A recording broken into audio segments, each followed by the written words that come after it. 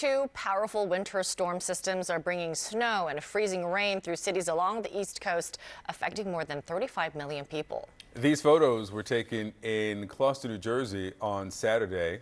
Look, forecasters predict an additional 3 to 6 inches of snow today.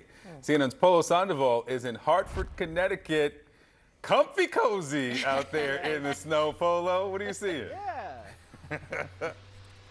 You know, up until this point, Amber and Victor, had really been more of a no-flake winter, and so this is the main reason why folks were closely monitoring the storm, because there were many cities throughout the Northeast that had just experienced one of the least snowiest years on record. So believe it or not, there were folks here in Connecticut's capital city who are saying, bring on a fresh dusting. Now, I have to tell you, though, it looks like it was certainly at least not the 11 inches that were predicted. The National Weather Service expecting roughly half a foot of snow falling here in Hartford, with other portions certainly getting a little bit more snow, though. So this was really more, according to Connecticut's Department of Transportation, an opportunity for these first responders to basically dust off snow removal equipment that in some cases hadn't been used in years.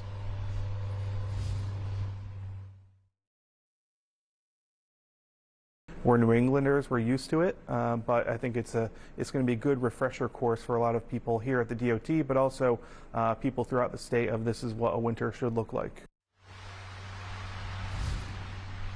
Yeah, one of the transportation officials who you just heard from, who I had an opportunity to speak to, who also told me that because of the timing of this storm, they were hopeful that the impact would be less than what they would experience in other storms, meaning that this hit not only overnight, but on the weekend. So a lot of people didn't actually have to venture out for school or work. So that was certainly giving them the upper hand. Folks here are certainly going to be closely tracking yet another storm in the coming days that could pack even a heavier, more severe punch. I know our weather experts, Allison, will fill you in on those details. But for now, it looks like it's clear sailing here in Connecticut. Those plows have been working overnight.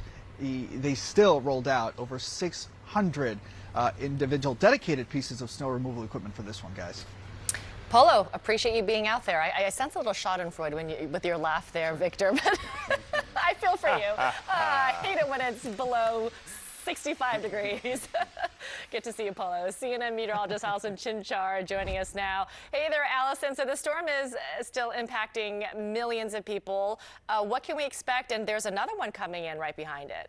That's right. Yeah, the main impact for today is just more snow. This system isn't done yet. Now, for some of these areas, they've had plenty. Unionville, New York has already picked up a foot of snow, and we've got more on the way. Heavy snow coming down across Syracuse, also in Boston right now. Places like Portland and Manchester also getting some snow, but this system is largely going to exit out a little bit farther offshore over the rest of the day today. So we will see this system ending today. In the short term, still expecting about 3 to 5 inches widespread. Some areas could pick up as much as 8 to 10 additional inches of snow today. But then, yes, we have another system right behind it. This is going to be the big one impacting the central U.S. over the next few days. It's beginning in the southwest, and then it's going to very quickly make its way across the country, really traversing about 1,800 miles in just 72 hours. You can see by tonight and early tomorrow morning, the focus is really over the panhandle region of Texas and Oklahoma. Rain on the south side and some very heavy snow and poor visibility on the northern edge. So you're looking at blizzard conditions